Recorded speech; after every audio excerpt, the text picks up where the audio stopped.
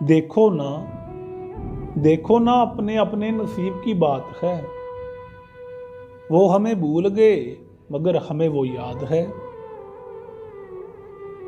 हमें तो तहजीब ने रोक रखा वरना दिखा देते तेरी क्या औकात है।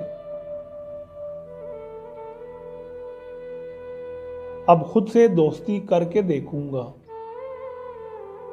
सुना है सबसे अच्छी दोस्त अपनी जात है। दिन में वहशत जरा कम होती है मगर यादों से डसती ये काली रात है। हमारे बारे में जो उनसे पूछा किसी ने तो कहने लगे हम नहीं जानते ये कौन आजाद है। हमारे बारे में जो उनसे पूछा किसी ने तो कहने लगे हम नहीं जानते ये कौन आजाद है।